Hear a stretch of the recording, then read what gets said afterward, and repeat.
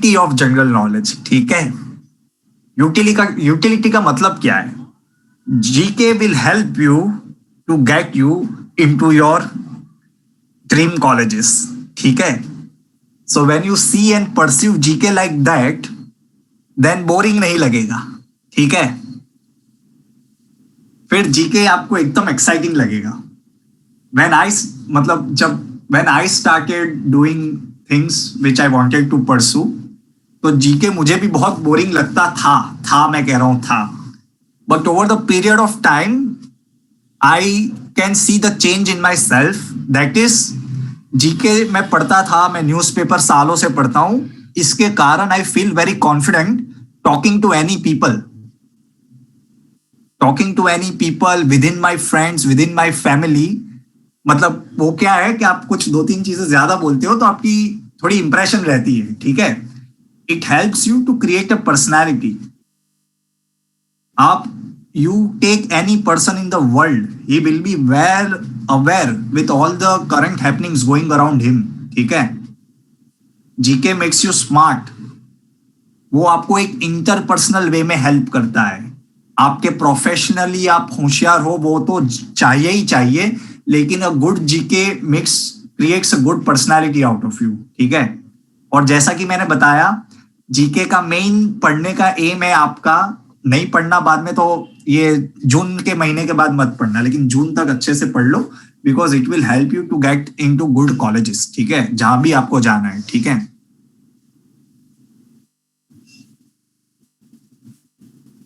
हाँ वो तो है ही, मुझे भी इसलिए पता चलता है बिकॉज करंट अफेयर्स से पता चलता है।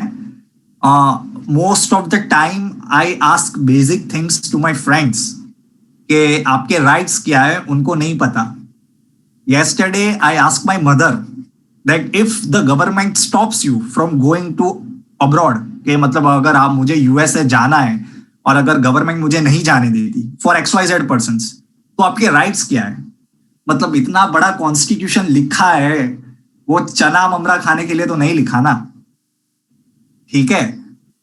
मतलब आप ऐसे सिटीजन्स हो जिसको अपने खुद के राइट्स नहीं पता, आप ऐसे सिटीजन्स हो जिसे अपनी खुद की ज्योग्राफी नहीं पता। तो ये ऐसा नहीं होना चाहिए। थोड़ा सा बेसिक डिनोमिनेटर जो होता है, बेसिक डिनोमिनेटर वो पता होना चाहिए, ठीक है। आर्टिकल 19 गलत आंसर है इसका, ठीक है। वो आगे जाके बताऊंगा मैं आपको कि आर्टिकल 19 क्यों गलत है। आज पढ़ेंगे, मुझे आज उसके बारे में पढ़ाना है आपको, ठीक है। चलो आगे चलेंगे, शुरू करते हैं।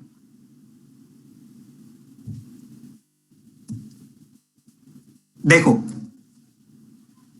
India pushed back to being world's sixth largest economy to retake fifth place by 2015. Now इसका बैकग्राउंड सुन लो। 2019 में India overtook United Kingdom to become the fifth largest economy, ठीक है। लेकिन 2019 के बाद 2020 में due to the corona crisis and the slow down in the economy, we slipped back to the sixth position, ठीक है। और यूके वापस फिफ्थ हो गया, ये पता होना चाहिए। और दूसरी बात, that China will take overtake USA by 2028 to become world's biggest economy, ठीक है। लिख लो।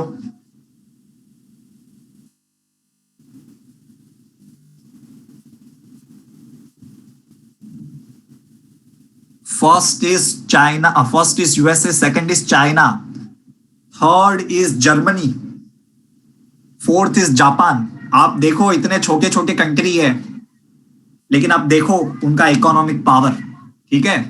This countries are powerful because of their economic, not by military might. USA China economy भी है, मिलिटरी भी इतनी पावरफुल है। लेकिन आप जापान को देख लो, जापान अपना पूरा का पूरा डिफेंस दे चुका है यूएसए को। जापान में कुछ होता है तो it is the responsibility of USA to protect Japan, ठीक है। और Germany is a member of NATO, NATO, मतलब बात खत्म हो गई वहां पे, ठीक है।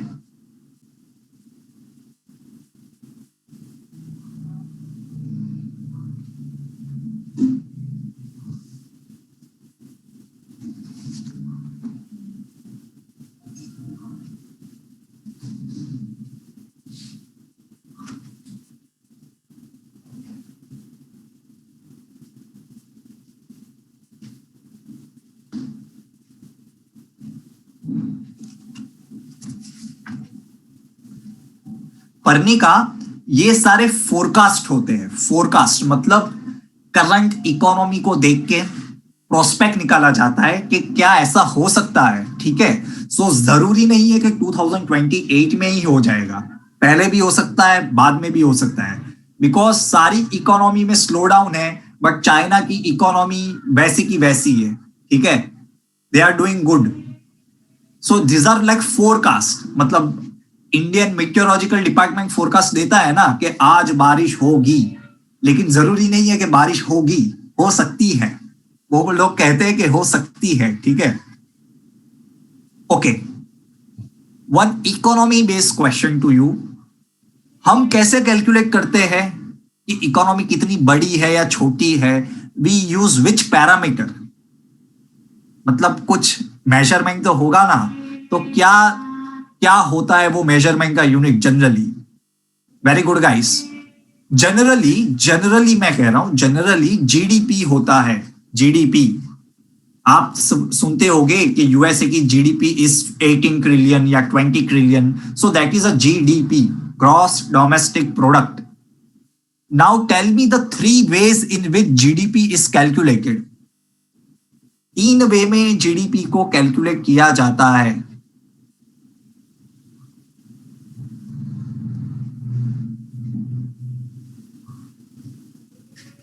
Very good Parnika, very good. Okay, और तीसरी कौन सी रह गई?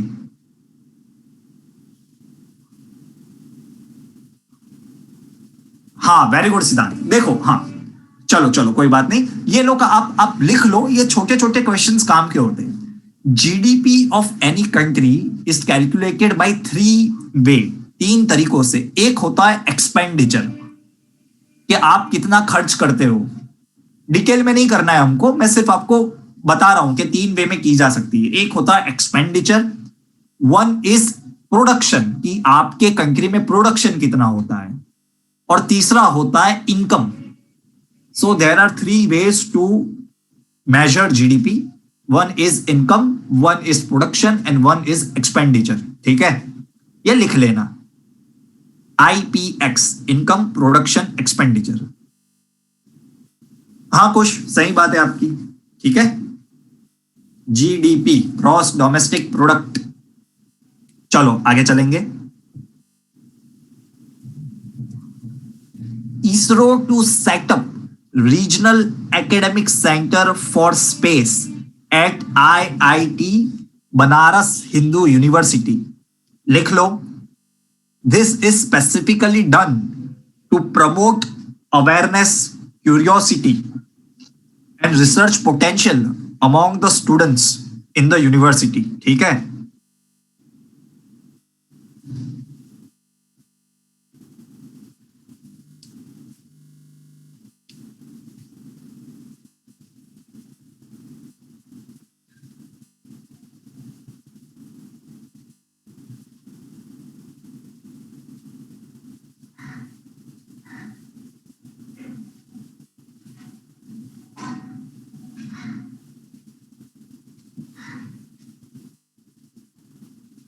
लिख लिया?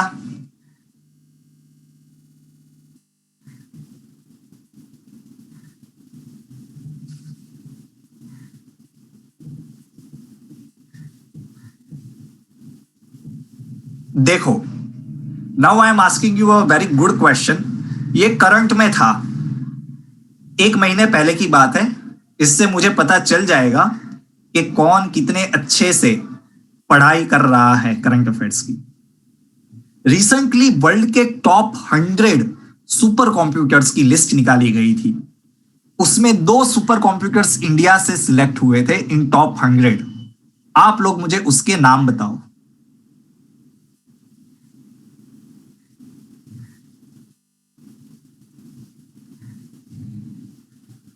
स्वयं, very good, very good, very good, बहुत अच्छी बात है।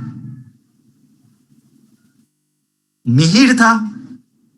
वॉज इट मिहिर और समथिंग एल्स? मिहिर नहीं था, थोड़ा सोचो। इट वॉज परम सिद्धि गाइस, परम सिद्धि नाम था, और दूसरे का नाम था प्रत्युष, ठीक है, प्रत्युष। एक का नाम है परम सिद्धि और दूसरे का नाम Pratyush. And mark my words, ऐसे ही क्वेश्चंस पूछेंगे आपको। मैंने कैसा क्वेश्चन निकाला, कितना सिंपल क्वेश्चन है कि रिसेंटली टॉप 100 सुपर कंप्यूटर्स की लिस्ट में इंडिया के कौन से दो थे। 4 ऑप्शन दे देंगे आपको, सिलेक्ट करना है आपको, ठीक है। Please write it down. Top 100 super computers of the world में 2 were selected from India. 1 is परम सिद्धि एंड 1 is प्रत्युष, ठीक है। ये दोनों सुपर कंप्यूटर है।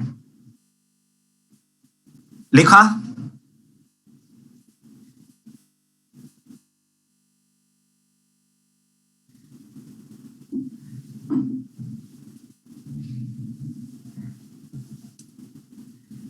चलो एक और इंटरेस्टिंग चीज बता दो।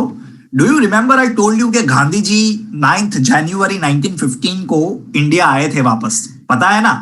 हम उस डे को प्रवासी भारतीय दिवस के डे में सेलिब्रेट करते हैं। Gandhi ji came back on 9 जनवरी 2000 क्या 1915, ठीक है। मैंने आपको यह भी बताया था that on the insistence of Gopal Krishna Gokhale, उन्होंने कहा था गांधी जी को कि देख गांधी, तू बहुत आराम से चल के आया है, चल के मतलब स्टीमर में बैठ के आया है, तो तू थोड़ा भारत दर्शन कर ले, ठीक है। मतलब आराम से घूम लो, पहले ही आके दंगा मत कर दे, ठीक है। तो गांधी जी 1 साल के लिए भारत दर्शन के लिए निकले थे, ये भी बताया था, याद है आपको? Do you remember this story? I told you, ये रियलिटी है। तो गांधी जी ने बाद में सबसे पहला पब्लिक अपीयरेंस मतलब गांधी जी सबसे पहली बार जब लोगों से मिले और उन्होंने कोई गैदरिंग को एड्रेस किया था, वो कहां पे किया था? The answer is Banaras Hindu university, जो मैंने यहां पे लिखा है BHU। 1916 में he made the first public appearance in BHU, ठीक है। आपने अगर गांधी मूवी देखा होगा तो आपको पता चलेगा, वहां पे सब इंडियन लीडर्स बैठे थे। And BHU is founded by none other than Madan Mohan Malviya. ये इंपॉर्टेंट है, BHU में आप एरो करके लिख लो, founded by Madan Mohan Malviya. And Gandhi ji यहाँ पे सबसे पहली बार लोगों से मिले थे और बातें की थी। बाद में चंपारण, बाद में अहमदाबाद एंड बाद में खेड़ा, ठीक है। मैंने बोला था ना गांधी जी ने आके केक खाया था, CAKE। चलो ठीक है, आगे चलेंगे।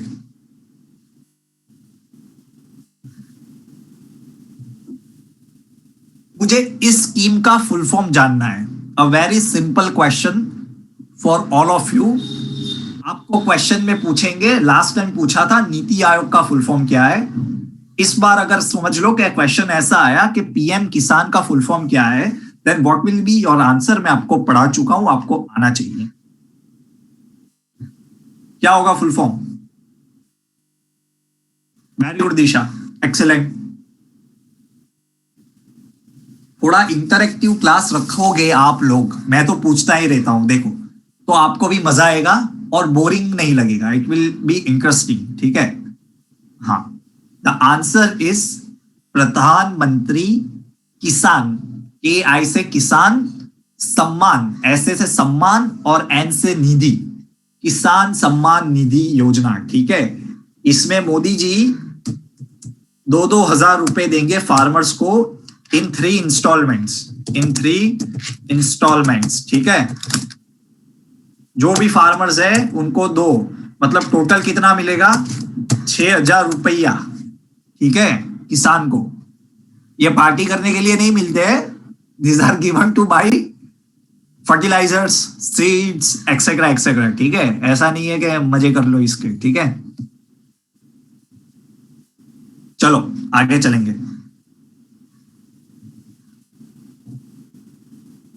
देखो, इसकी पहले थोड़ी स्टोरी सुन लो। वेटलैंड्स क्या होते हैं पहले तो ये समझ लो आप। वेटलैंड्स मतलब वाटर बॉडीज जो कुछ इंपॉर्टेंट सर्विसेज प्रोवाइड करती है to the surrounding areas, those things are called wetlands, ठीक है। They are basically water body. अभी कैसी टाइप की वाटर बॉडी हो सकती है? It can either be natural और मैनमेड। नेचुरल भी हो सकती है, मैनमेड भी हो सकती है, दोनों चलेगी। फ्रेश वाटर भी हो सकती है, या तो फिर सैलाइन भी हो सकती है, वो भी चलेगा, ठीक है। और अब हम समझेंगे कि अभी क्या हुआ। देखो, wetlands are associated with Ramsar sites. Yes Aditya, आपकी बात सही है, लेकिन Aditya there is a difference. ये क्या होता है, इंडिया की गवर्नमेंट बहुत सारे वाटर बॉडीज को वेटलैंड का दर्जा देती है, they give the status of wetlands. लेकिन रामसर वेटलैंड वो अलग से सर्टिफिकेशन मिलता है, ठीक है। अभी अगर आज रूपानी साहेब चाहे तो कांकरिया को वेटलैंड अनाउंस कर सकते हैं, लेकिन that wetland is not necessary a Ramsar site. पता चल गया आपको डिफरेंस। वेटलैंड तो आप कोई भी स्टेट गवर्नमेंट डिक्लेयर कर सकती है कि ये आज से वेटलैंड है, लेकिन that doesn't mean that it is a Ramsar site, ठीक है। चलो, तो रिसेंटली लद्दाख का जो सोकर वेटलैंड है that has been recognised as wetland of international importance, ठीक है। मतलब इसको रामसर साइट का दर्जा दे दिया गया है, रामसर साइट का, ठीक है। It is the second Ramsar site in the union territory of Ladakh. और क्वेश्चन ऐसा भी पूछेंगे कि अभी टोटल इंडिया में कितनी रामसर साइट्स है। The answer will be 42 Ramsar sites after including Tso Kar wetland, ठीक है। Very important, it is located in Ladakh Changthang region, ठीक है, लिख लो।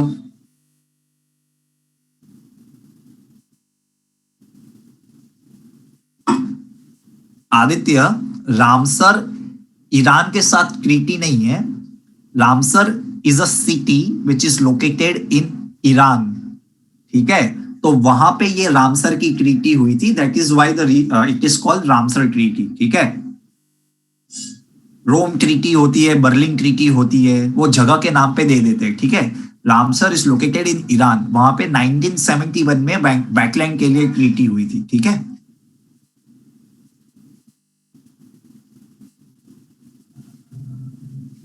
I have seen question papers in which it is directly asked that India में total world heritage sites कितनी है, ठीक है। सो ये जो मैं कह रहा हूं ये सब इंपॉर्टेंट है, ध्यान से लिख लो। सो कर को गिन के अब इंडिया में टोटल 42 रामसर साइट है, ठीक है। छिलका lake which is located in Odisha, that was the first Ramsar wetland in India. अभी आप इसका इंपॉर्टेंस समझो। ये जो हुआ है ना, तो कोई भी न्यूज़पेपर ले लो आप, इंडियन एक्सप्रेस ले लो या हिंदू ले लो, तो उसमें they will start writing articles about this particular thing, ठीक है। और इसी को उठा के आपको अपनी क्लैट की एग्जाम में दे देंगे। सो हमें कुछ साइट्स के बारे में पता होना चाहिए।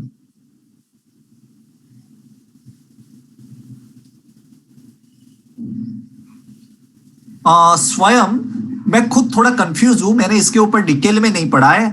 I think it is saw Pangong, वो जो है ना 3 इडियट्स वाला, वो वाला, ठीक है।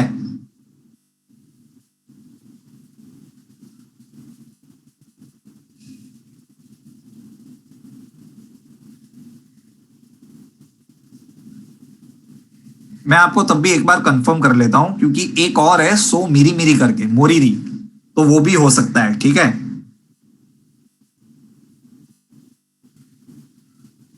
Urmi, the first lake in India to be identified as Ramsar Lake was Chilka Lake, which is located in Odisha, ठीक है।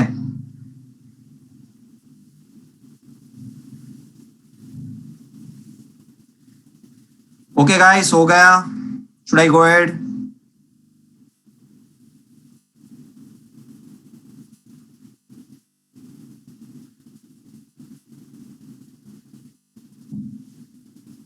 सबका हो गया? हाँ, स्वयं पक्का लिख लो, सो मिरी मिरी, सॉरी मैं कंफ्यूज था actually. So Miri Miri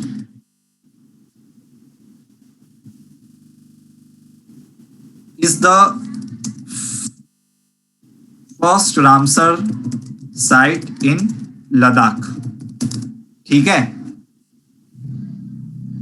Pangong is under process right now.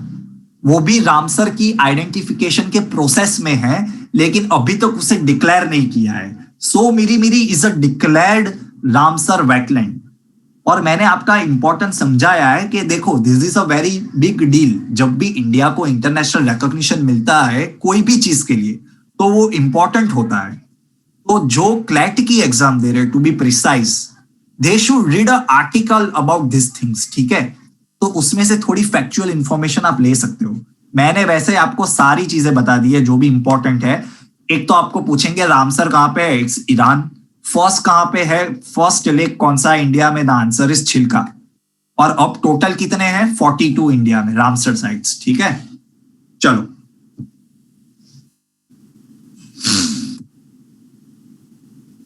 ये लिख लो, NCC digital forum has been launch by defence secretary.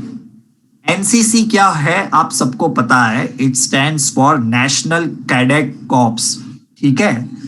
तो ये अपना एक्सपीरियंस, अपना जो फीलिंग है या जो भी गुड प्रैक्टिसेस है उसे शेयर करने के लिए एक एनसीसी डिजिटल फोरम बनाया गया है। So NCC cadets from throughout the India can talk and share their experience, ठीक है, लिख लो।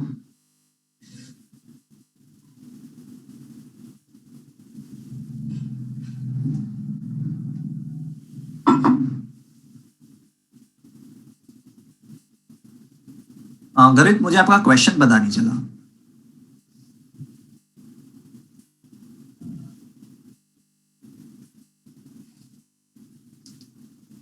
आप में से कोई रह चुका है एनसीसी का मेंबर? एनीवन? नहीं नहीं नहीं नहीं, ये बेसिकली गवर्नमेंट ने ही बनाया है ताकि suppose NCC is prevalent through out India. आपको पता नहीं होगा एनसीसी बहुत सारी सर्विस प्रोवाइड करती है। कुछ डिजास्टर होता है, आपको ये पता नहीं होगा शायद, I don't know that even in the current corona crisis NCC cadets they have help in delivering essentials to the people all around India, ठीक है। It is a very important organisation because यहाँ पे school के बच्चे, college के बच्चों को काफी अच्छा डिसिप्लिन ट्रेनिंग दी जाती है, ठीक है। और अच्छी ट्रेनिंग, सेक्युलर ट्रेनिंग दी जाती है, हाउ टू हेल्प पीपल, कुछ एक्सीडेंट हो एक्सेट्रा एक्सेट्रा, ठीक है। यस मालो, दैट्स अ गुड थिंग, ठीक है। किसी ने अहमदाबाद में देखा है एनसीसी का हेडक्वार्टर कहां पे लोकेटेड है? अहमदाबाद में देखा है? वहां पे बाहर एक छोटी सी टैंक रखी है। Have you seen that place in Ahmedabad? किसी ने देखी हो तो शायद। लॉ गार्डन के आगे आप जब जाते हो, खाने की गली है जो बहुत फेमस है, आई डोंट नो व्हाई, लेकिन है वहां पे। तो उसके आगे जब जाते हो तो 4 रास्ते पे एनसीसी का हेडक्वार्टर आता है। वहां पे टैंक भी रखी है एक, ठीक है। चलो आगे चलेंगे। देखो, Indian government loses retrospective tax case against care energy, ठीक है, ये लिख लो। और दूसरा इसमें सिर्फ इंपॉर्टेंट ये जानना है कि this order was given not by high court और सुप्रीम कोर्ट ऑफ इंडिया। ये परमानेंट कोर्ट ऑफ आर्बिट्रेशन होता है in the Hague. The Hague is a place which is located in, कहां पे लोकेटेड है? The Hague. हरीश साल्वे यहां पे case लड़ने गए थे, नेदरलैंड्स, यस। हरीश साल्वे किसका केस लड़ने गए थे यहां पे?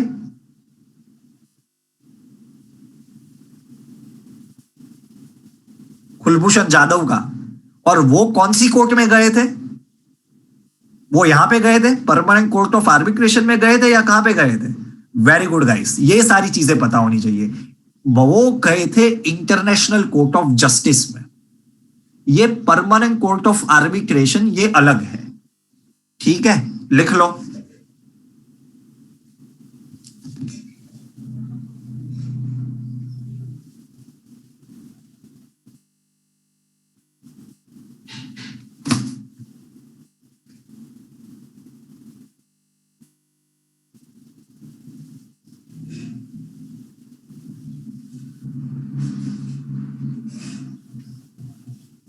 अच्छा, हो गया।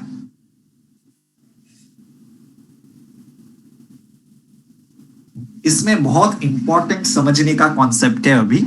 One you are done with this,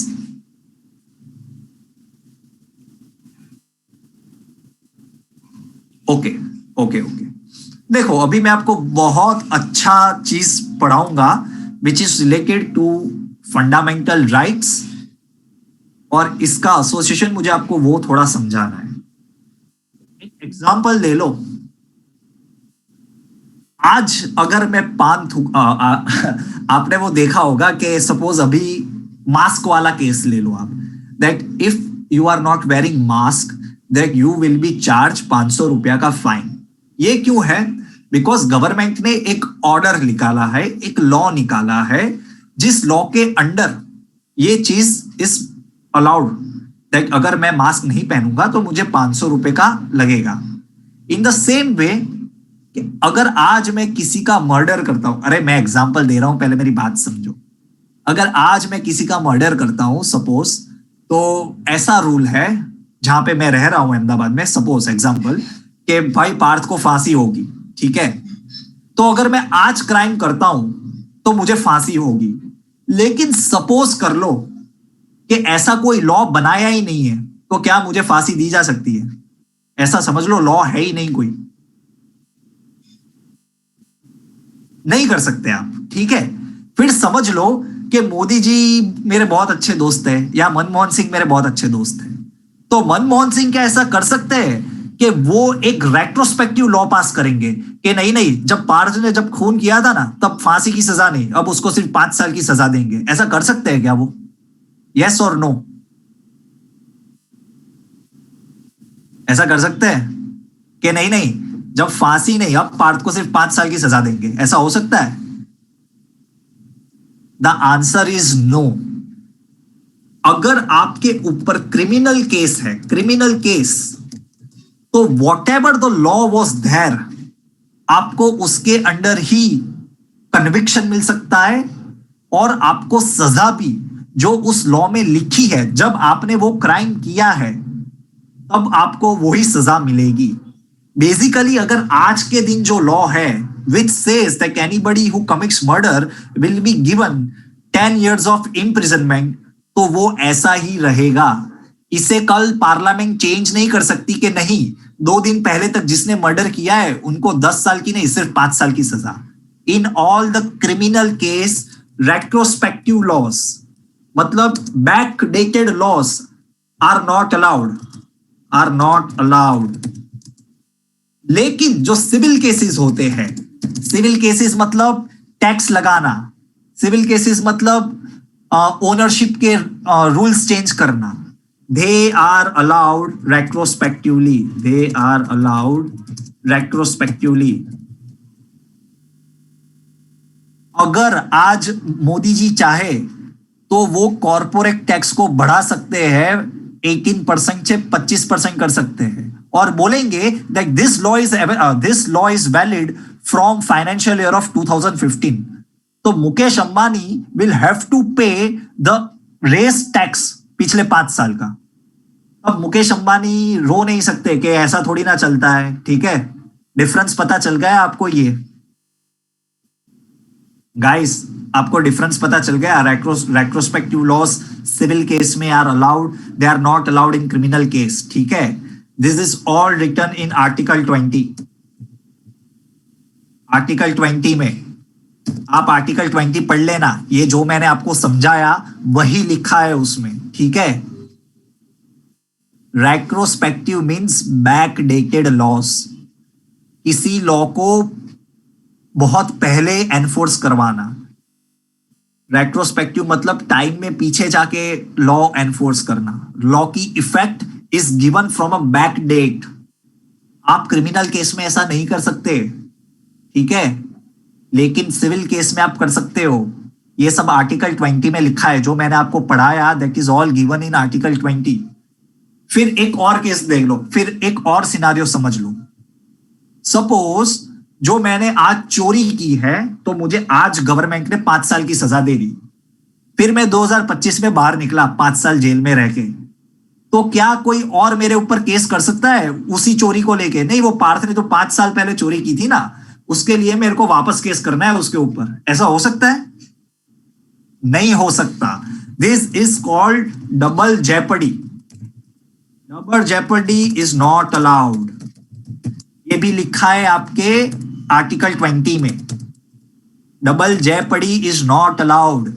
एक क्राइम का एक ही केस हो सकता है, ऐसा नहीं है कि मन मर्जी जाए तो 5 केस लगा दो पार्थ के ऊपर, ठीक है? This is all given in article 20। आप पूरा आर्टिकल 20 पढ़ लिए अभी, ठीक है, एक कॉन्सेप्ट को छोड़ के। So this are important things, ठीक है, ये सब पता होना चाहिए। क्रिमिनल केस क्या होता है, सिविल केसेस में क्या अलाउड है, ठीक है, दिस आर बहुत बेसिक कॉन्सेप्ट्स है, ठीक है। चलो आगे चलेंगे। पता चला सबको? All clear? और मजा आया ये पढ़ने में?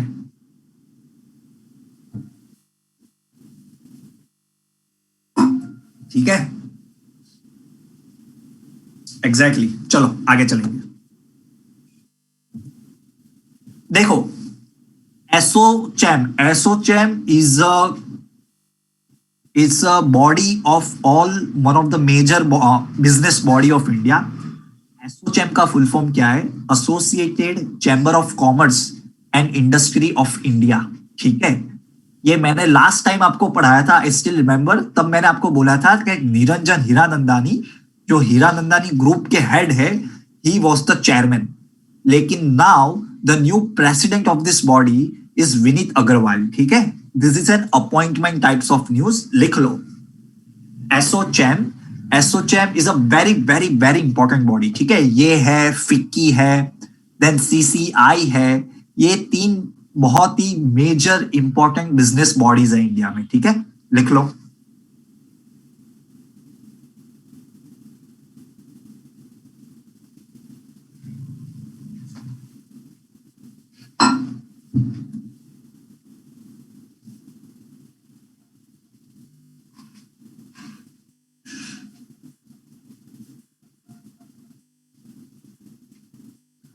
नहीं रिया, मेरी पनिशमेंट चेंज नहीं होगी। मैंने आपको क्या बताया था? थेफ्ट करना इज अ क्रिमिनल केस। जब मैंने क्राइम किया था तब लॉ क्या कह रहा था? That anyone who will do a theft will have 5 years।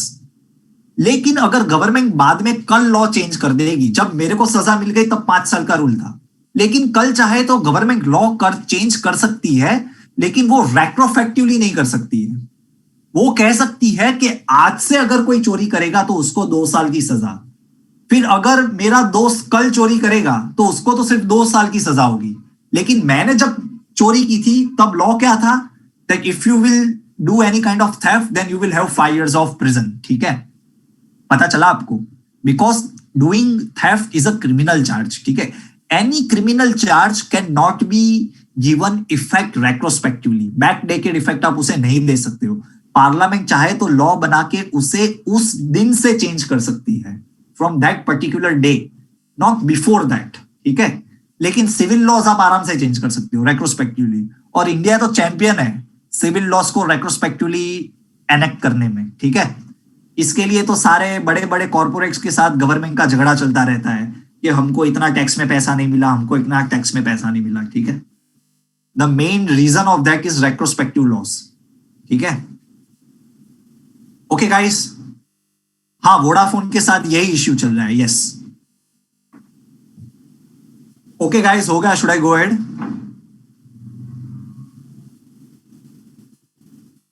ASSOCHAM कब फाउंड हुआ था? Any idea? एसोचैम की हिस्ट्री क्या है? इट वॉज फाउंडेड इन 1920, ठीक है, लिख लेना। 1920 में फाउंड हुआ था। Kerala government and United Nations Women, they collaborated for India's first gender data hub, ठीक है, लिख लो। Kerala is by far one of the most amazing states in terms of gender equality. मतलब वहां की government they promote so much inclusion of woman everywhere, मतलब जोरदार काम कर रही है। एंड मतलब ये गवर्नमेंट नहीं, केरला से सालों से ये बहुत अच्छा ट्रेडिशन है, वेरी गुड। ठीक है।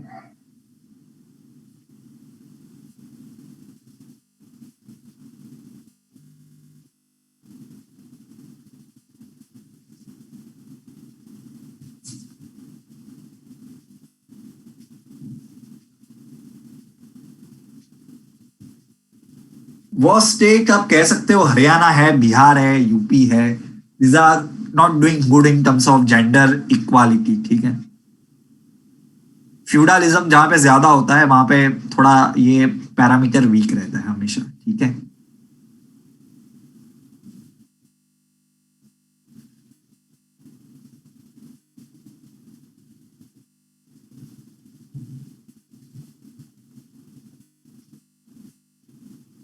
Yashika, you are preparing for which exam?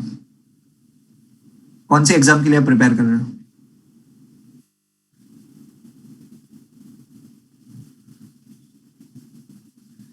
नहीं नहीं, then there is no need. Detail में पढ़ने की जरूरत नहीं है, इतना पता होना चाहिए, जितना आपको पता है उतना काफी है फॉर यू, ठीक है। No need to go in detail.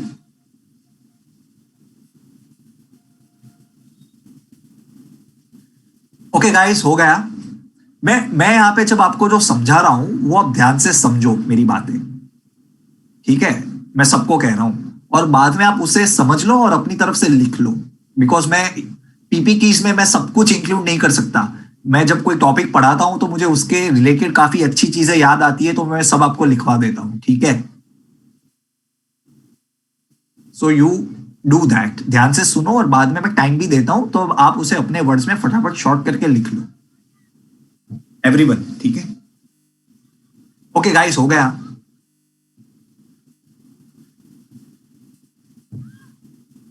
देखो अभी यहां पे लिख लो यूनाइटेड नेशन वुमन, इसका headquarter is located in New York, ठीक है। ये एक बात चीज लिख लो। और आपको केरला से एक और वुमन की याद आ रही है? मेरे को तो जब केरला पढ़ा तब मेरे को एक लेडी डायरेक्ट मेरे दिमाग में उनका ही नाम आया, बिकॉज उनको बहुत मान सम्मान और इज्जत मिली थी रिसेंटली। वेरी गुड गाइस, देखो बस मुझे यही चाहिए, मुझे यही चाहिए। के शिल्जा, ठीक है। उनको मिला था यूनाइटेड नेशंस से honour for managing the corona वाला कोरोना केस, ठीक है। और recently one of a very good thing happened in Kerala. India की youngest mayor, please write it down, India youngest mayor from Thiruvananthapuram, she is just 21 year old, her name is Arya Rajendran. A 21-year-old lady, she is mayor of Tiruvananthapuram. आप समझ सकते हो, Thiruvananthapuram is a very big city, capital city of Kerala. और उस city की mayor is a 21-year-old lady, her name is Arya Rajendran, ठीक है। She is India's youngest mayor.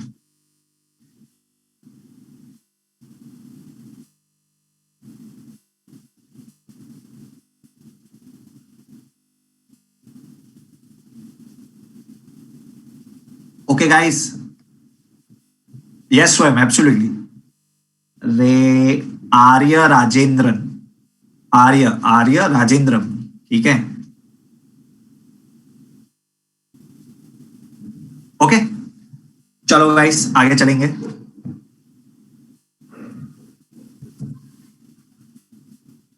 World trade organisation to review e commerce and farm policies of India in 2021। ये मैंने इसके लिए लिखा है बिकॉज मुझे वर्ल्ड ट्रेड ऑर्गेनाइजेशन में आपको कुछ बताना है, ठीक है। वर्ल्ड ट्रेड ऑर्गेनाइजेशन के में मतलब हर 2 दिन में एक आर्टिकल आता है पेपर में, तो we should know a brief idea that world trade organisation है क्या। वर्ल्ड ट्रेड ऑर्गेनाइजेशन का हेडक्वार्टर कहां पे?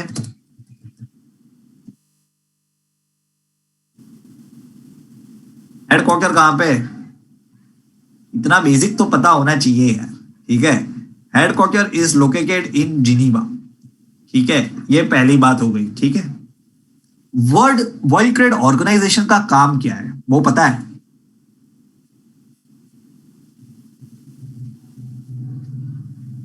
एक लाइन में लिख लो, free and fair trade, free and fair trade करवाना, बैरियर फ्री ट्रेड,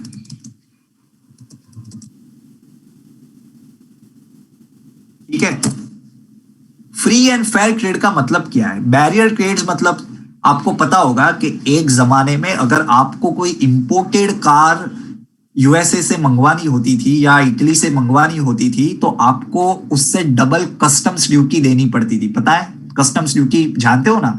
अगर आपको किसी कंट्री से इंपोर्ट कम करवाना हो तो you can charge duties on that, you can impose taxes on that. ठीक है, सो दिस इज कॉल्ड, हाँ 1991 के पहले की बात कर रहा हूं। ठीक है, सो ये सब क्या हो रहा था, it use to hinder trade among countries. ठीक है, बिकॉज अगर टैक्स लगा दोगे आप ज्यादा then no one will buy Harley Davidson from America. ठीक है, सो ये सब ना हो, सब लोग बराबरी और आराम से ट्रेड कर सके सारी कंट्रीज, उसके लिए वर्ल्ड ट्रेड ऑर्गेनाइजेशन बनाई गई थी। ठीक है, वर्ल्ड ट्रेड ऑर्गेनाइजेशन को पहले पता है क्या कहा गया था? What was World Trade Organization formerly known as? World Trade Organization को बनाई गई थी after replacing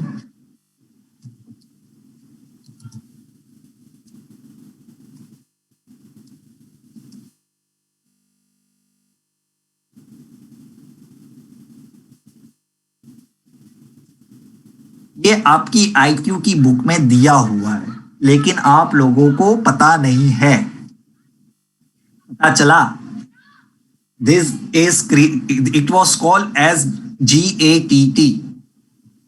GATT very important guys. ठीक है, आपको ऐसा क्वेश्चन पूछेंगे, पूछते ही एग्जाम में, लाइक वर्ल्ड ट्रेड ऑर्गेनाइजेशन का प्रीडिसेसर ऑर्गेनाइजेशन कौन सा था?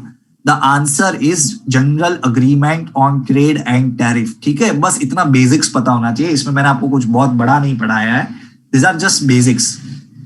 और general GATT is an outcome of Bretton Wood organisation. ये पता है ब्रेटन वुड्स ऑर्गेनाइजेशन क्या क्या है? 12th में आता है, 11th में भी आता है, Brayton would organisations.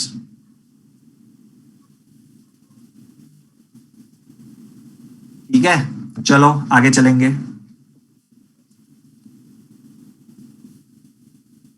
Scientists detected first possible radio signal from an exoplanet.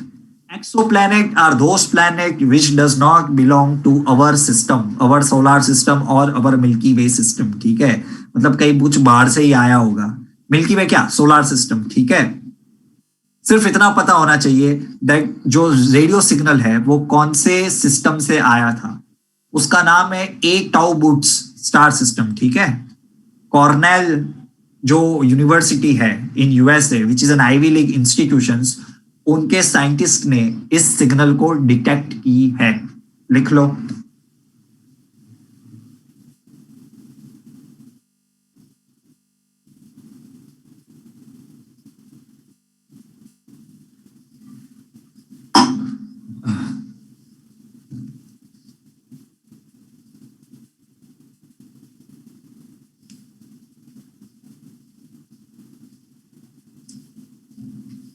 यहाँ पे कौन स्टार वॉर्स का फैन है? Any star Wars fan? हाँ, स्टार वॉर्स, ये मैं ऐसे टाउ बुक्स ये सब पढ़ता हूं ना तो मेरे को सिर्फ स्टार वॉर्स ही याद आता है।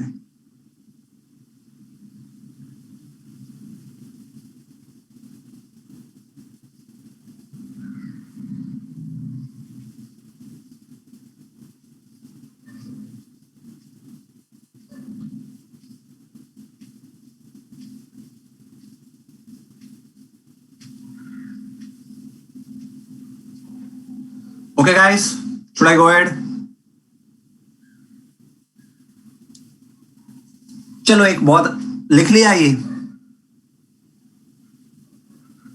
One simple question, light years किस चीज को मेजर करने के लिए यूज किया जाता है? लाइट ईयर्स किस चीज को मेजर करने के लिए यूज किया जाता है? वेरी गुड भावना, नम्रा, वेरी गुड, ये पता होना चाहिए। ठीक है, ये लाइट ईयर्स बाइक ईयर्स देख के ना बच्चे कंफ्यूज हो जाते हैं। ये डिस्टेंस मेजर करने के लिए यूज किया जाता है। ठीक है, very simple, distance, it is use to measure distance. चलो आगे चलेंगे.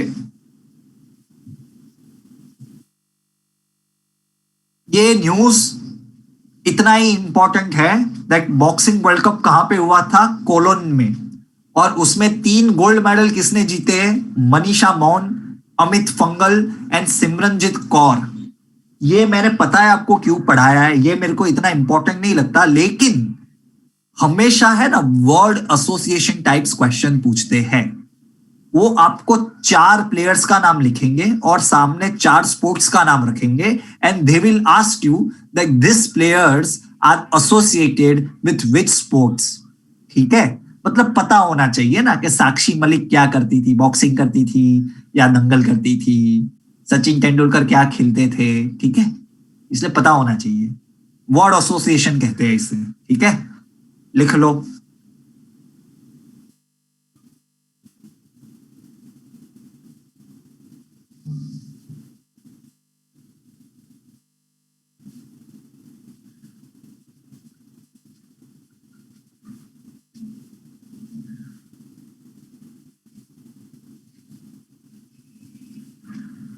मैरी कॉम कौन सा खेलती है स्पोर्ट?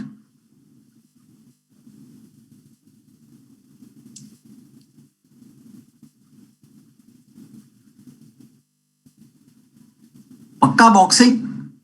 वो रेसलिंग नहीं करती क्या?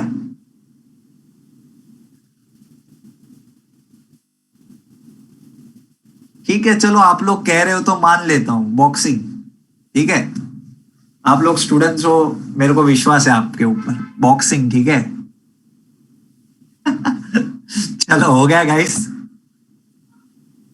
She is a 7 time world champion of boxing. ठीक है, आपको बता दे रहा हूं. चलो आगे चलेंगे. Prime minister Modi presents ASSOCHAM sanitary awards to Ratan Tata. ASSOCHAM just हमने पढ़ा, फाउंडेड इन 1920. ठीक है, और उसका अवार्ड मिला है, प्राइम मिनिस्टर ने दिया है, मोदी जी ने रतन टाटा को. ठीक है, ये लिख लो. और रतन टाटा को इसके अलावा भी एक बहुत इंपॉर्टेंट अवार्ड मिला है, that is global visionary of sustainable business and peace. ये इनको India Israel chamber of commerce ने दिया है. ठीक है, लिख लो.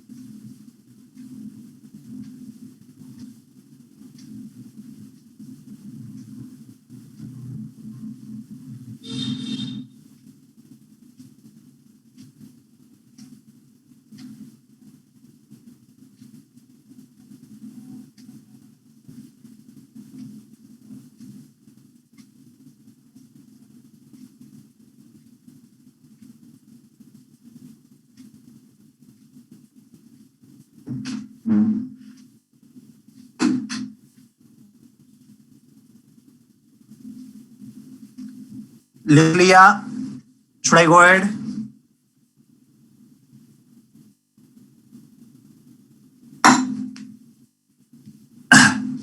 चलो.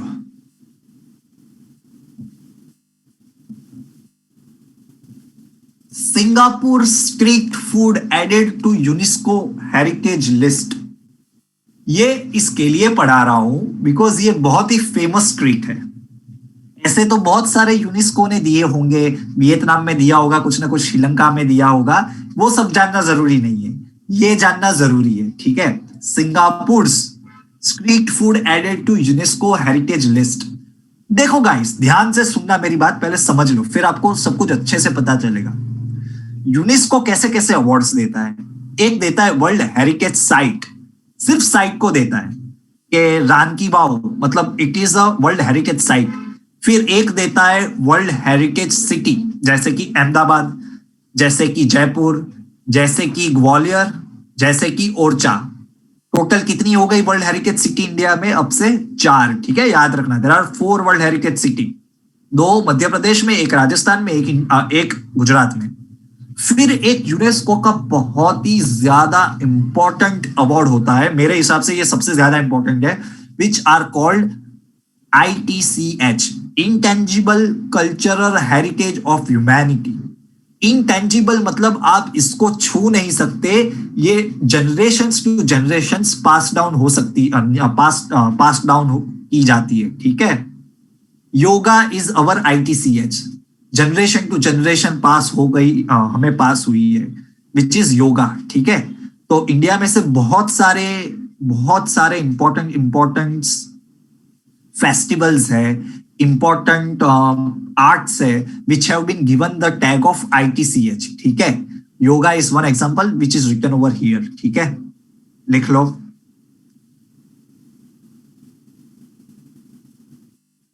ITCH का मतलब पता चला?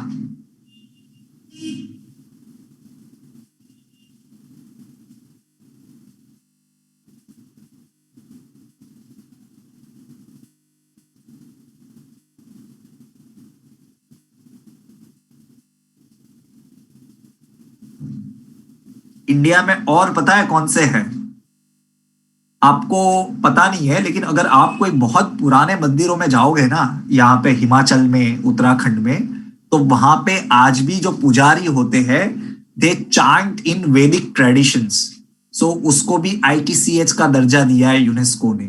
फिर रामलीला जो होती है हमारे यहाँ पे यूपी बिहार में, उसको भी दिया गया है ITCH, because Ramlila has been pass from generations to generations.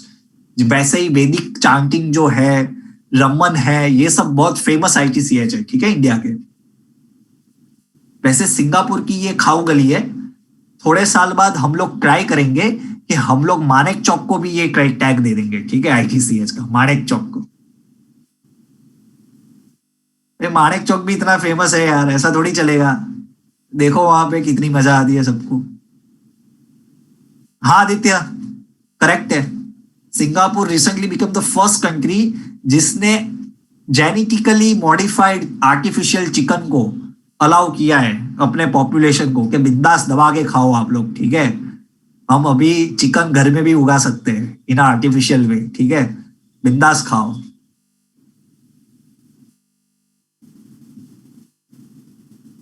Okay guys, should I go ahead? लिख लिया?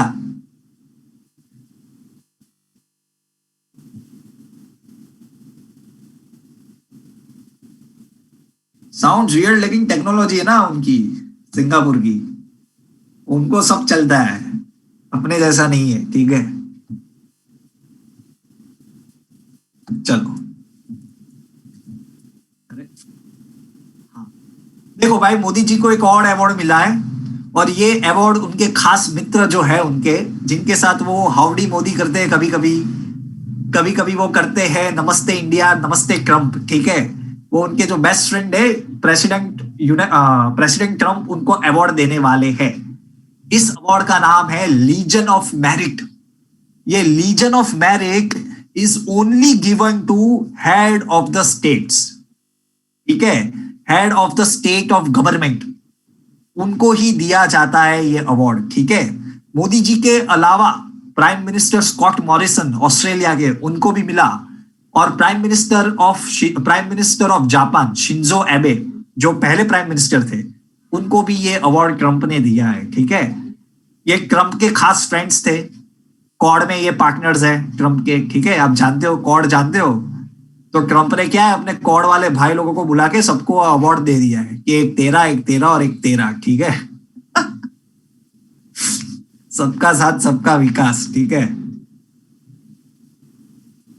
इसे बुरा नहीं लगना चाहिए ना, अभी मोदी जी को देंगे तो ऑस्ट्रेलिया वालों को गुस्सा आ जाएगा कि भाई ग्रुप में मैं भी था तो मेरे को क्यों नहीं बुलाया तूने, ठीक है।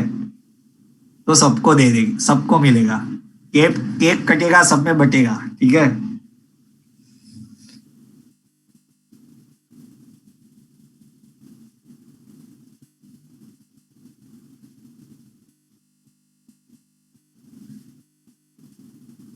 आई होप आप लोगों को head of the state and head of the government, दोनों याद है। ये पता है ना कि मैं कहानी वापस शुरू करूं।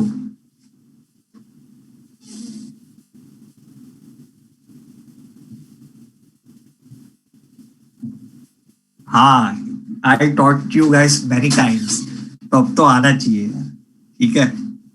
अब आता है, ऐसा नहीं है, ठीक है, आप सबको काफी अच्छा आता है। ओके गाइस, हो गया। और ट्रम्प अभी भी प्रेसिडेंट है, ठीक है, 20 जनवरी तक ट्रम्प प्रेसिडेंट रहेंगे। ऐसा नहीं है, जब बाइडन व्हाइट हाउस के अंदर जाएगा तब वो प्रेसिडेंट बनेगा, ठीक है। और सबसे इंटरेस्टिंग चीज जो इस बार होने वाली है, जो यूएस के हिस्ट्री में कभी नहीं हुई है, ट्रम्प के supporters they are going to organise a second swearing in ceremony for him. ऐसा कुछ पागलपन वो करने वाले हैं, ठीक है। ऐसा कुछ होने वाला है, तो मजा आएगी। अपने को मसाला तड़का अच्छा लगता है, ठीक है, अपना हो या किसी और का हो। चलो, going ahead guys. Government permits including 4 indigenous sports into Khelo India Youth Games. Khelo India Youth Games, guys, is a big sporting event. It is celebrated throughout India.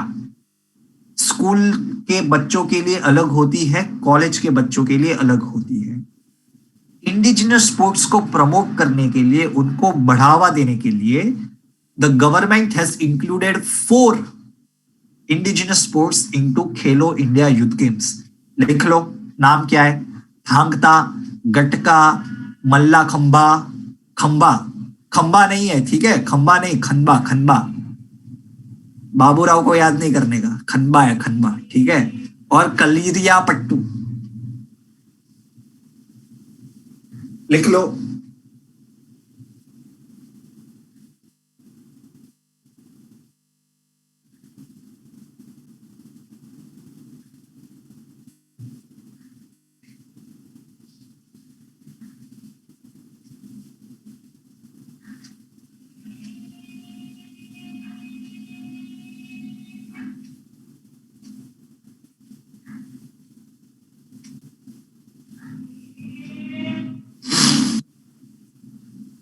Okay guys, लिख लिया सबने?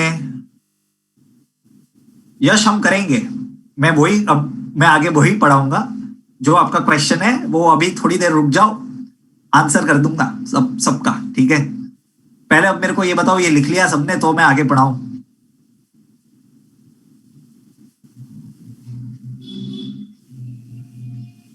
चलो, देखो, ये तो आपको याद आएगा, लेकिन इसमें ये जानना ज्यादा इंपॉर्टेंट है कि ये जो 4 इंडिजिनस स्पोर्ट्स है वो कौन से स्टेट की स्पोर्ट्स है, वो तो पता होना चाहिए। यहां पे जो पहला लिखा है थांग ता, it is a indigenous sports of the state of Manipur. Gatka, Punjab, gatka is a sport of Punjab. ये तलवार लेके और डंडा लेके कर्तव्य दिखाते हैं, ठीक है, गटका वाले और थमता वाले भी। और ये मल्लक खानबा है, जो खंबा नहीं, खानबा, वो खेला जाता है महाराष्ट्र में, महाराष्ट्र और मध्य प्रदेश में, ठीक है। और जो ये है लास्ट वाला कलरिया पट्टू, बागी देखा है? बागी फर्स्ट पार्ट, किसने देखा है बागी फर्स्ट पार्ट? टाइगर श्रॉफ को, सेव टाइगर वाला। तो उसमें जो वो सीखता है ना, दैट इज कलरिया पट्टू। बागी वन में जो टाइगर श्रॉफ है, वो जो स्पोर्ट्स करता है, वो जो कराटे करता है, that is Kalaripayattu, very famous, Kerala, ठीक है, केरला का स्पोर्ट है वो। और केरला की एक बहुत फेमस दादी माँ है, मैं दादी माँ का नाम भूल गया हूं, आप वीडियो देखना यूट्यूब पे जाके। आप दादी माँ को तलवार चलाते देखोगे ना, तो आपको अपने आप पे शर्म आ जाएगी। She is a dadi maa, she is at the age of 60 और 65, वो 2-2, 3-3 फीट ऊंची छलांगे लगाती है दादी माँ, ठीक है, बिकॉज शी परफॉर्म्स कलरिया पट्टू, ठीक है।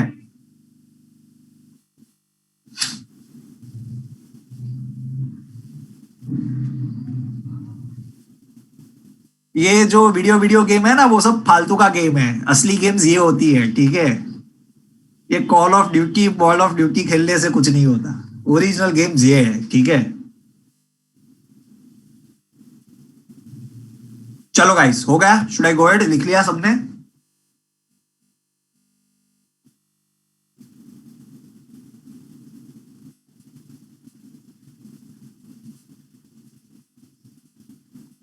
चलो, गोइंग अहेड नाउ गाइस, ठीक है। चलो, हाँ। देखो, एक बहुत ही ज्यादा बूढ़े नेता है, वो गुजर गए हैं रिसेंटली, लेकिन वो बहुत ही बड़े लीडर थे टू बी ऑनेस्ट, लेकिन काफी बूढ़े थे। पता नहीं वो क्यों पॉलिटिक्स में जुड़े रहे थे। मोतीलाल वोरा। ये भाई साहब 93 ईयर्स ओल्ड थे और राज्यसभा के मेंबर थे, ठीक है। छत्तीसगढ़ से, फ्रॉम कांग्रेस सीट। कांग्रेस कैसे आगे बढ़ेगी मेरे को पता ही नहीं चलता। आप इतने बुढ़े इंसान को बिठा के रखे हो राज्यसभा में, जो पूरा आधा झुक के चलता है।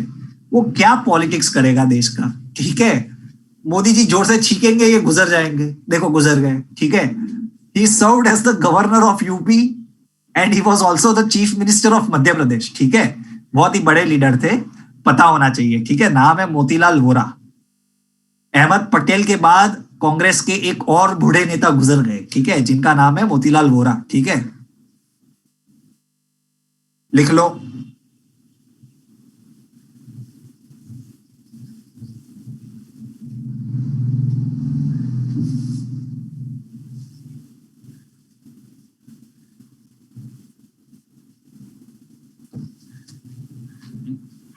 मोदी जी पूरे दिन अभी इतना काम करते हैं, ट्विटर करते हैं, फेसबुक करते हैं, मन की बात करते हैं। ये भाई को चश्मे के बिना दिखेगा भी नहीं तो कैसे चलेगा, ठीक है। ऐसे कुछ नए ऐसे लोग आने चाहिए ना पॉलिटिक्स में, ठीक है। 60 ईयर्स के बाद इनका भी रिटायरमेंट रखना चाहिए कि अब भाई बहुत हो गया आपका, अब घर पे जाओ, ठीक है। भगवान का नाम आप भी लो। लेकिन हमारे देश में ऐसा होता नहीं है, यूएसए में भी नहीं होता। बाइडेन की एज पता है ना आपको? बाइडेन इज 78 ईयर्स ओल्ड, ठीक है। And now he is the president of United states, ठीक है। ओके गाइस, लिख लिया? Should I go ahead?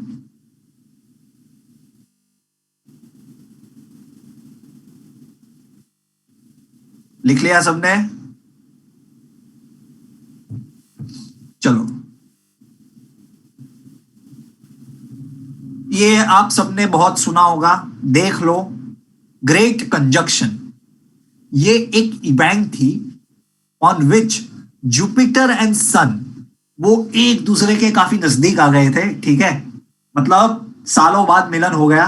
सालों नहीं, इनका तो बहुत सालों बाद मिलन हुआ है, ठीक है। कुछ 400-1200 साल लगे दोनों को मिलने के लिए, ठीक है। बिछड़ गए थे, रिसेंटली मिले, ठीक है। तो ये देखो ऐसा हुआ। सो दिस पर्टिकुलर सिचुएशन का नाम दिया गया है ग्रेट कंजक्शन, ठीक है। बिकॉज एकदम राइट टाइम पे, एकदम सिलेस्टियल लॉन्जिट्यूड यहां पे लिखा है, तब जाके एक दूसरे के पास आ गए वो दोनों, ठीक है। ये बड़े स्टार्स के बीच में, ये दो स्टार्स के बीच में ऐसा रेयरली होता है, ठीक है। इसके लिए इसका इतना ज्यादा इंपॉर्टेंस है, लिख लो। लास्ट हुआ था 1623 में। तो हम लोग काफी लकी है, हमें कोरोना के साथ ऐसी चीजें भी देखने को मिली है, ठीक है। 2020 इतना भी बुरा नहीं था, आपको जुपिटर और सैटर्न देखने को मिला है, ठीक है।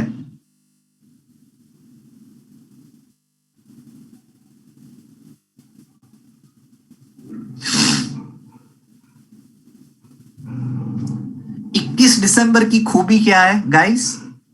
21 दिसंबर बड़ा इंपॉर्टेंट दिन माना जाता है, ठीक है। हाँ देखो हाँ, ये हाँ देखो, वेरी गुड गाइस। देखो ये है ना, मतलब मैं, इतने सिंपल जीके के क्वेश्चंस है, ये पता होने चाहिए।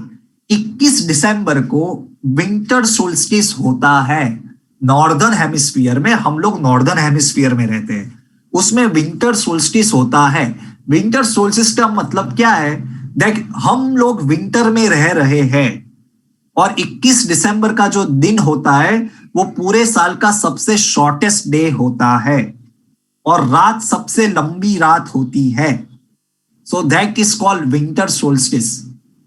एक और कॉन्सेप्ट होता है जिसे हम कहते हैं समर सोल्स्टिस। समर सोल्स्टिस ये एग्जैक्ट 6 महीने पहले होता है। 6 महीने पहले मतलब 21 जून को होता है। 21 जून को समर सोल्स्टिस का मतलब क्या है? 21 जून और 22 जून दोनों चलेगा, दोनों राइट है टू बी ऑनेस्ट, ठीक है। 21 जून को क्या होता है कि सबसे शॉर्टेस्ट नाइट और सबसे लंबा डे होता है। याद रखना, मैं नॉर्दर्न हेमिस्फीयर की बात कर रहा हूं। अगर सदर्न हेमिस्फीयर एग्जाम में पूछे तो इसके एग्जैक्ट अपोजिट हो जाएगी सारी कंडीशंस, ठीक है। पता चल गया समर सोल्स्टिस और विंटर सोल्स्टिस क्या होता है? Crystal clear guys. ये सिंपल जीके के क्वेश्चंस है ज्योग्राफी के रिलेटेड, ठीक है। पता चल गया।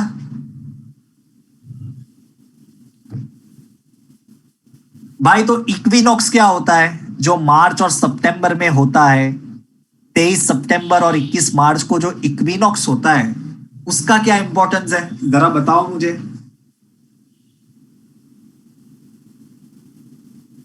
Very good guys, excellent. बस इतना आ गया ना आप लोगों को, मेरे को इतना अच्छा लग रहा है। इक्विनॉक्स का मतलब ये 2 दिन जो है ना, ये 2 दिन, दैट इज 21 मार्च और सितंबर, 23 सितंबर।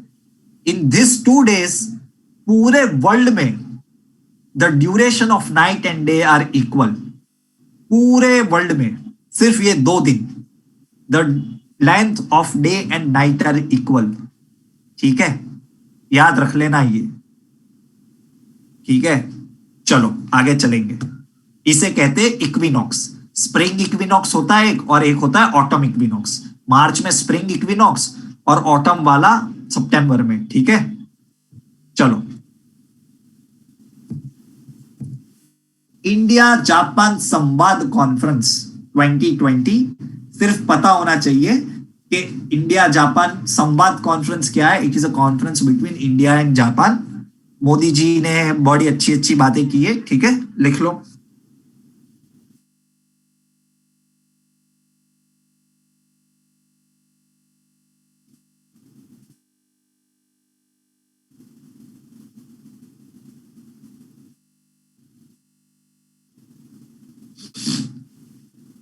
चलो यहां से अभी एक important question is coming. Prime minister of Japan का नाम क्या है? प्राइम मिनिस्टर ऑफ जापान का नाम क्या है? Shinzo Abe. शिंजो आबे ना, अभी तो हमने पढ़ा शिंजो आबे के बारे में। Is the prime minister of Japan.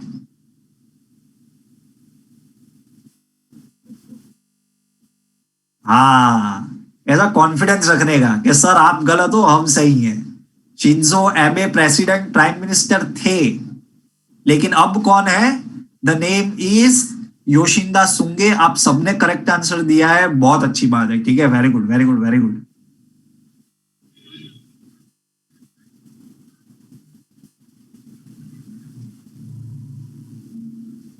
By any chance आप लोगों को पता है जापान को पहले क्या बुलाते थे?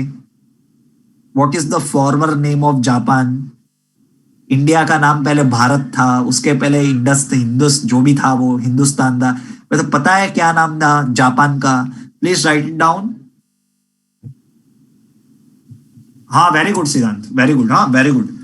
It is called as Nippon. Nippon और निहॉन दोनों चलेगा, ठीक है। सेम है, प्रोनाउंस अलग है, आप लोग लिख लो।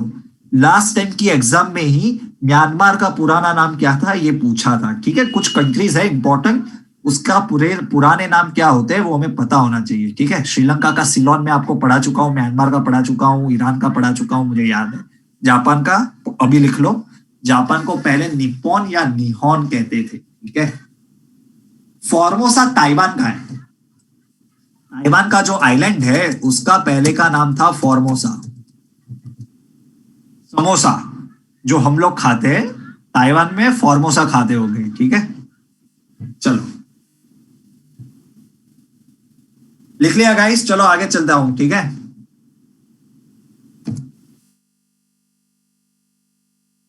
Defence minister Rajnath Singh, he inaugurated country's first hypersonic wind tunnel facility, ये डिफेंस की एक टेक्नोलॉजी है which has been developed by DRDO and the defence ministry. ठीक है, तो हमारे राजनाथ सिंह जी को बुलाया गया था कि आप भाई रिबिन बिबिन कट करो, थोड़ा दो तीन अच्छे शब्द बोलो तो हम लोगों को थोड़ा काम करने में जोश आए। ठीक है, इंपॉर्टेंस देखो आप इसका, that we are the only third country in the world to have this technology.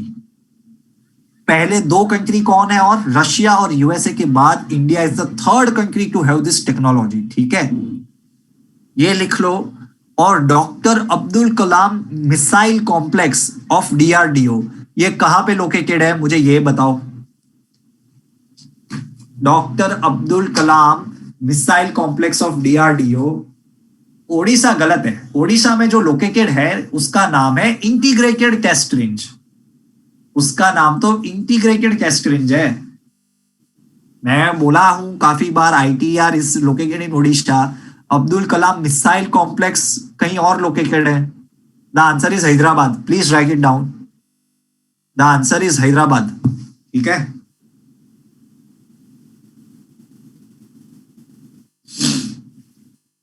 India is the third country to have this technology.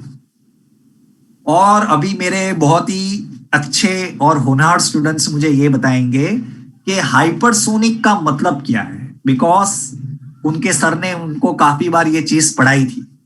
Subsonic मैंने पढ़ाया था, मैंने आपको सुपरसोनिक पढ़ाया था, मैंने आपको हाइपरसोनिक भी पढ़ाया था। एक्सीलेंट गर्वित, very good. Faster than sound बहुत सिंपल है नामरा, ये थोड़ा गलत हो जाएगा। हाइपरसोनिक का मतलब है, एक मतलब है।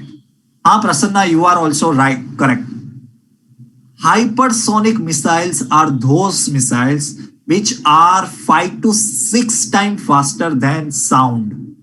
साउंड की स्पीड से ये लोग 5 से 6 बार, मिनिमम कह रहा हूं, minimum 5 to 6 time faster than sound. तो आप कह सकते हो that it is hypersonic.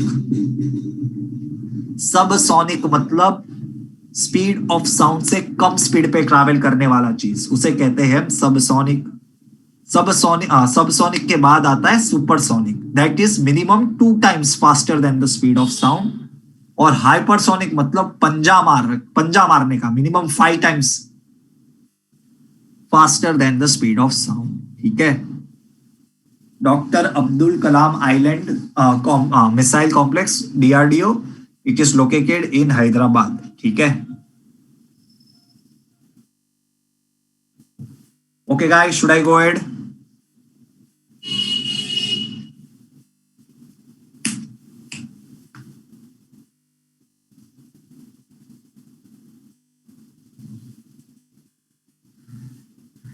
Okay, चलो आगे बढ़ेंगे।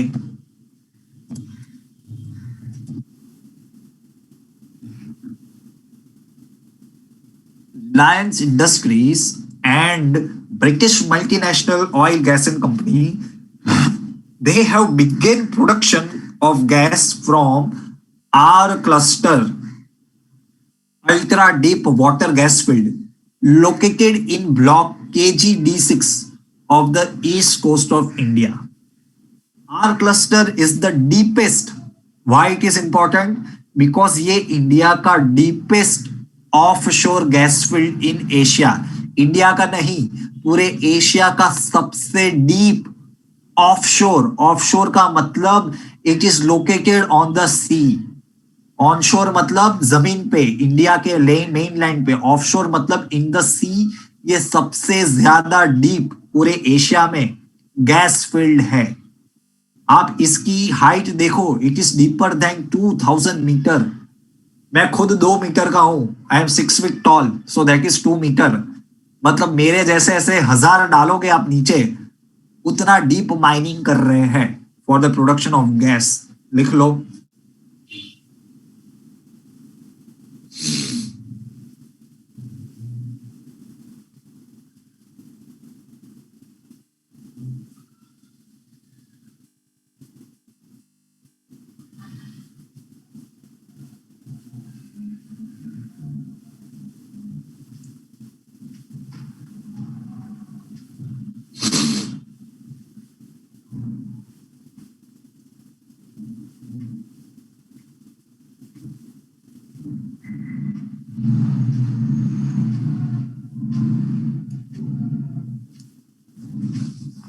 चलो दोस्तों,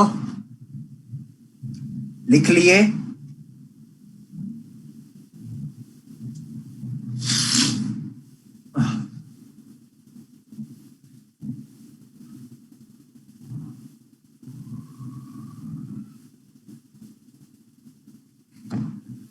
ओके, आंसर द क्वेश्चन। यहाँ पे केजी लिखा है, उसका मतलब क्या है मेरे को किसी ने पूछा ही नहीं। ईस्ट कोस्ट पे कहा? केजी का मतलब क्या है? KG-D6 आना चाहिए, बहुत इजी है। देखो, एक आपके जनरल नॉलेज के लिए बात बताता हूं। गैस जो होता है ना, गैस, वो जनरली रिवर बेड के वहां पे मिलता है या डीप इन द ओशन, जो कॉन्टिनेंटल शेल्फ्स है वहां पे। The answer here is KG block is Krishna Godavari block. Krishna और गोदावरी साथ में मिलकर डेल्टा बनाते हैं ऑन ईस्टर्न कोस्ट। ठीक है, कृष्णा गोदावरी जो रिवर है, वो जहां पे डेल्टा बनाती है, वहां पे पास में Reliance is generating gas and oil दोनों। ठीक है, ये पता होना चाहिए। KG block is Krishna Godavari. एक बहुत ही क्वेश्चन पूछ रहा हूं, इजी। नर्मदा डेल्टा बनाती है? जो रिवर नर्मदा है हमारी गुजरात की, वो डेल्टा बनाती है?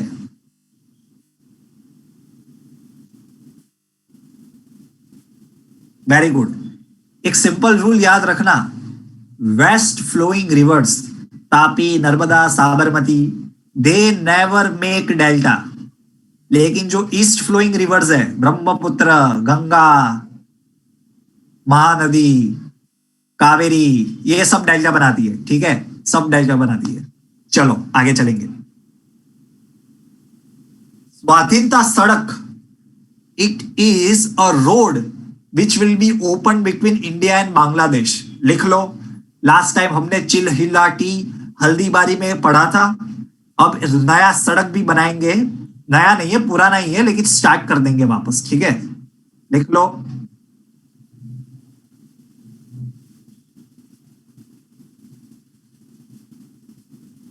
इसके ऊपर क्वेश्चंस आएंगे, याद रखना ये बात।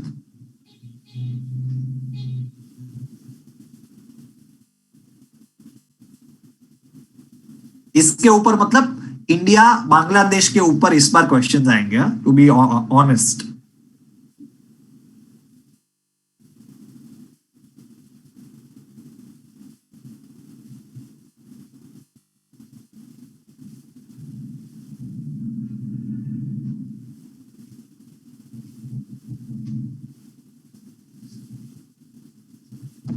Okay guys, should I go ahead?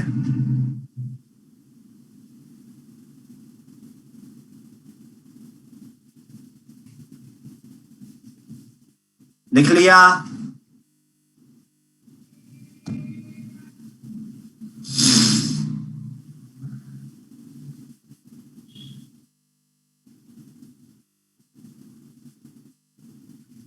चलो आगे चलेंगे।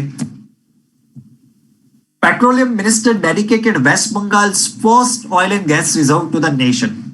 वेस्ट बंगाल के स्टेट में सबसे पहला ऑयल रिजर्व, जो ऑयल एंड गैस रिजर्व है, वो हमारे पेट्रोलियम मिनिस्टर ने नेशन को डेडिकेट किया है। ठीक है, कहां पे लोकेटेड है? It is located in the Bengal basin. ठीक है, Bengal basin is situated in the district of north 24 Parganas. ठीक है, it is the 8th oil and gas producing basin of India.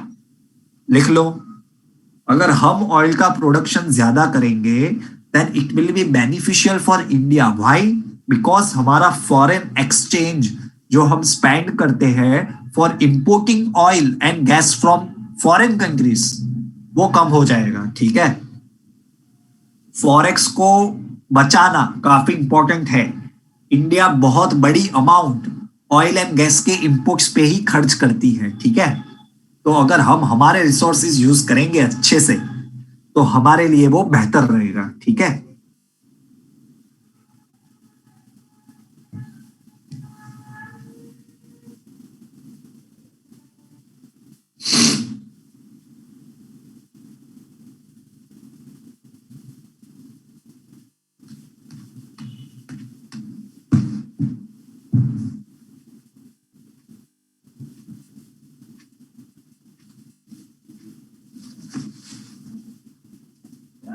Okay guys, लिख लिया सबने? प्लीज टेल मी कि India की सबसे पहला ऑयल वेल कहां पे ओपन हुआ था? In which place India first oil field was open?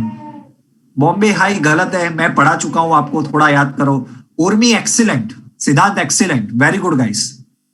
It was in Digboi, Assam, मैं आपको पढ़ा चुका हूं दैट ओएनजीसी ने अपने सबसे पहला ऑयल, ओएनजीसी से भी पहले इंडिया का सबसे पहला oil well is located in Digboi, Assam. ठीक है, मैं बोला था आपको। चलो आगे चलेंगे। Very good guys, Urmi and Siddhant, very good job. चलो,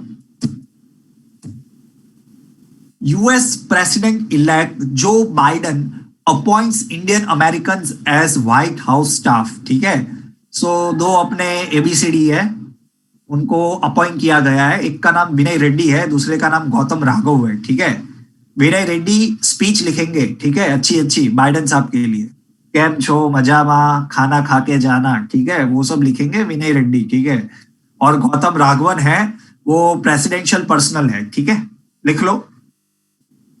इंडियन ओरिजिन अपॉइंटमेंट है, इसलिए पढ़ना पड़ेगा।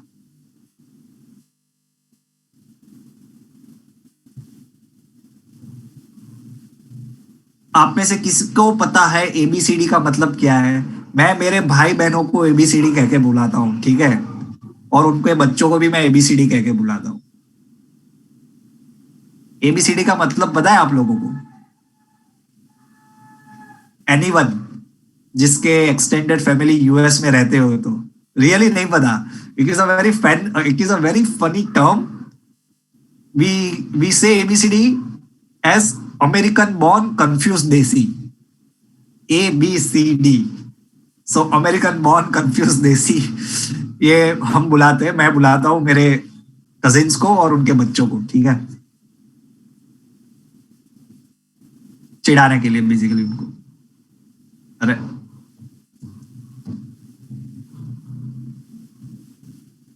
बहुत ही फेमस टर्म है। अरे मतलब एक्चुअली क्या होता है कि मेरे जो कजिन्स हैं और उनके बच्चे जब यहाँ पे आते हैं, so they find it very confusing to talk with the people who are staying here. Why? Because कभी उनका गुजराती चल रहा होता है, फिर कभी अचानक इंग्लिश आ जाता है, and they are generally confuse about culture and rules and regulations. So we say that you are ABCD, that is you are American born, but you are still Desi, but you are a confused Desi person. So that is how we say that ABCD। ठीक है, चलो आगे चलेंगे। Okay guys, लिख लिया?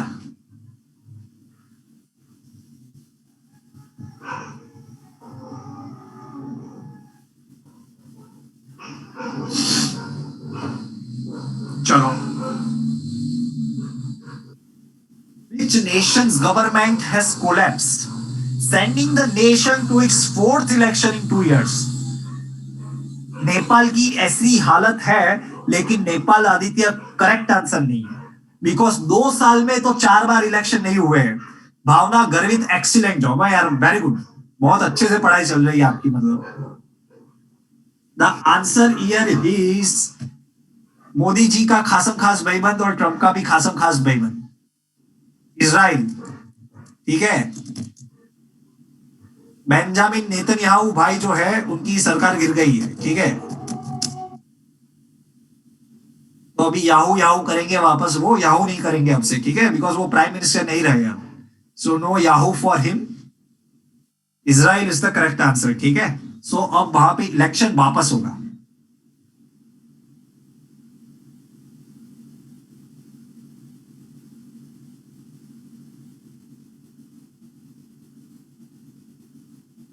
Guys चले हम आगे।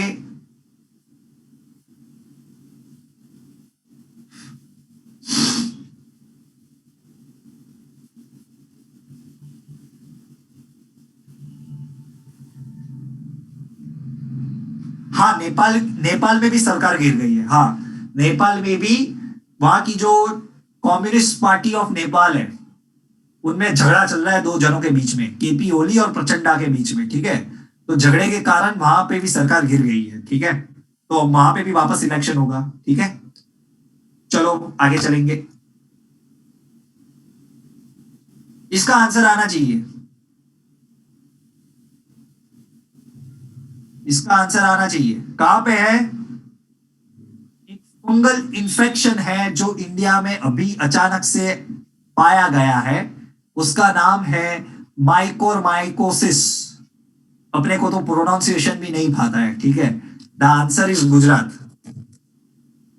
આપણા અમદાવાદમાં જ કેસ છે, ગુજરાતમાં જ છે।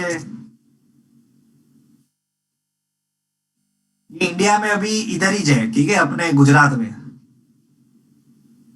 याद रखना, it is a fungal infection, fungal है, ठीक है। कोरोना वायरस है।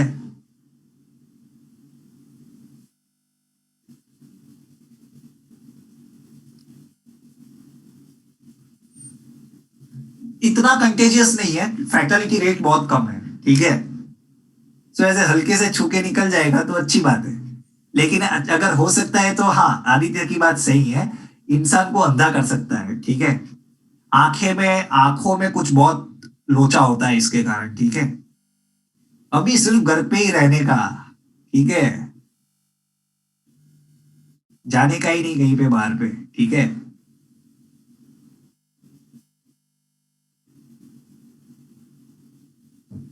Okay guys, going ahead now. लिख लिया सबने? Should I go ahead? लिखा पट्टी हो गई, चलो। देखो भाई, लास्ट है। Sports ministry recognises yoga as a competitive sport. मतलब बाबा रामदेव हमेशा फर्स्ट आएंगे, ठीक है। तो ये स्पोर्ट्स मिनिस्ट्री ने कह दिया है कि अब से योगा भी स्पोर्ट्स की तरह आप खेल पाओगे। मतलब समझ लो, बाबा रामदेव हर जगह गोल्ड मेडल जीतेंगे, ठीक है। ठीक है। Farmers protest should be allowed to continue. Supreme court ने कहा है कि देखो भाई, जो भी तकलीफ है वो अलग बात है, लेकिन फार्मर्स को आप रोक नहीं सकते प्रोटेस्ट करने में, ठीक है। लिख लो, राइट टू प्रोटेस्ट। ये कौन से आर्टिकल के अंडर है, पता है? Any idea? इसके पढ़ने में ये बात है, आर्टिकल कौन से आर्टिकल में आपको प्रोटेस्ट करने की आजादी दी गई है? आर्टिकल 14 गलत है। Article 14 talks about equality before laws and equal protection of loss, इसके बारे में बात करता है।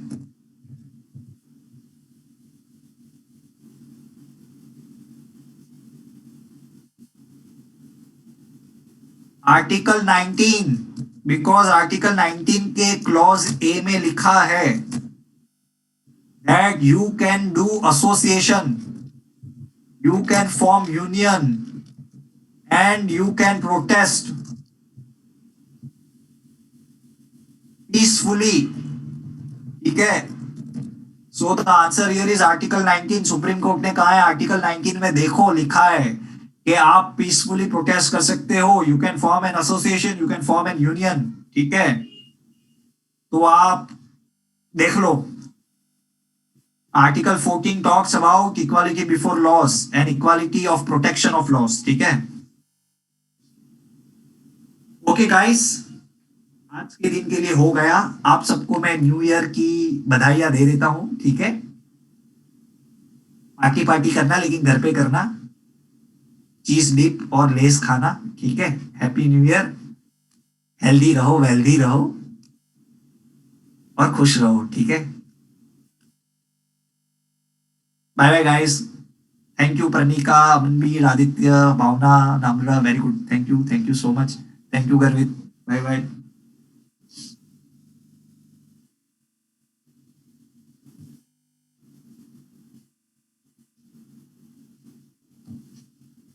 Good bye.